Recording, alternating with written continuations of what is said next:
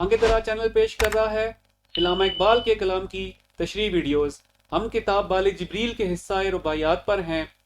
कोई देखे तो मेरी नैन नवाजी, कोई देखे तो मेरी नैन नवाजी, नफस हिंदी मकाम नगमा ताजी, निगाह आलूदाए अंदाज अफरंग, निगाह आलूदाए अंदाज अफरंग, तबीयत गजनवी किस्मत अयाजी। पहला शेर है कि कोई देखे तो मेरी नैन नवाजी, नफस हिंदी मकाम नगमा ताजी। कोई मेरी नैन नवाजी तो देखे, मुराद मेरी नगमा पेराई की कैफियत तो देखो। नफ्स हिंदी मुराद मेरा सांस हिंदी है, और नगमे का मकाम ताजी मुराद अरबी है। निगाह आलूदाए अंदाज अफरंग, निगाह आलूदाए अंदाज अफरंग, तबीयत गजनवी किस्मत अयाजी।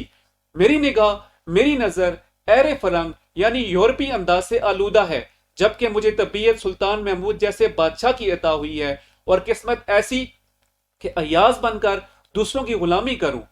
इस रुबाई में मुख्तसर से मुख्तसर अल्फाज में इल्लामा इकबाल ने अपनी पूरी जिंदगी बयान कर दी है। यानी ये कि मैं हिंदुस्तान में पैदा हुआ, नफस हिंदी है, और मैं जो पैगाम दे रहा हूँ वो अरबी यानी मकाम नगमा ताजी था।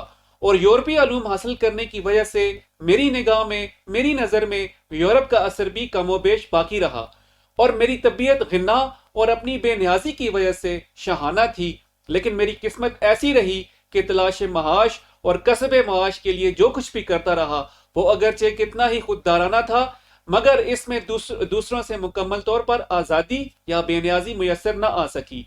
लिहाजा यही एक तरह की अयाजी ही थी, यानी उसको भी गुलामी ही समझना चाहिए। अपना ख्याल रखिए और इकबाल के पैगाम को फैलाने और आम करने में हमारा साथ दीजिए।